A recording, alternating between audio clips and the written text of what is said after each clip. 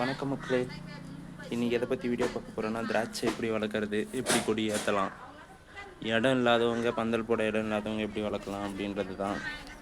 இந்த திராட்சை செடி வச்சு வந்து ஒரு மாதம் தான் இருக்கும். சின்ன செடி தான், ஒரு 30 ரூபாயில் வாங்கி நட்டேன். இதோ வாங்கி நடும்போது இவ்வளோ ஹைட்டு தான் இருந்துச்சு. இப்போ பாருங்கள், இதில் தான் வச்சுருக்கோம். இது எத்தனை லிட்டர் கேனுன்னு தெரியல, இருந்துச்சு அப்படியே கட் பண்ணி வச்சோம்.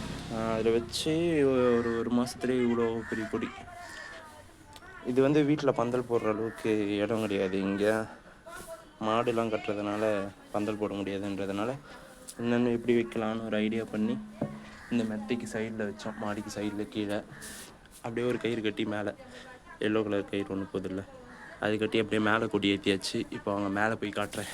இன்னும் மேலே பந்தல் போடல, ஆனால் எந்த இடத்துல ஏற்றலாம் அப்படின்றது காட்டுறோம்.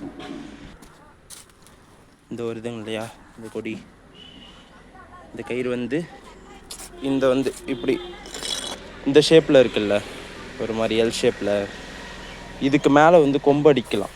கொம்பு ஒரு இது வரைக்கும் கொம்பு அடிக்கிட்டோன்னா இதுக்கு மேலேயே பந்தல் அப்படியே வந்து அதிலே படந்துக்கும் அந்த கொடி வந்து. இது ஒரு ஐடியா, சிம்பிளாக ஒரு ஐடியா யோசித்தோம். ஆனால் நல்லா தான் இருக்கும். இதுக்கு மேலே கொடி படந்துச்சுன்னா நமக்கும் கொஞ்சம் ஈஸியாக இருக்கும். அது காய்க்க வந்து எப்படியும் ஒரு வருஷம் ஆகும். அது கொடி அது வரைக்கும் வளர விடணும். அது பார்த்துக்கலாம், அது ஒன்றும் பிரச்சனை இல்லை.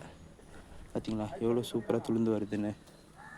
இதுலேயுமே நிறைய பிஞ்சுங்க, சரியான பிஞ்சு எடுத்துக்குது. காட்டுறாங்க, தெரியுதுங்களா பிஞ்சு, எவ்வளோ பிஞ்சு.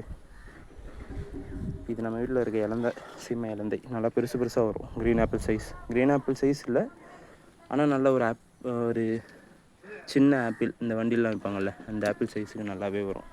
அதுவும் நிறைய பிஞ்சு இருக்குது. ஓகே மக்களே, பை பாய். அடுத்த வீடியோவில் பார்ப்போம்.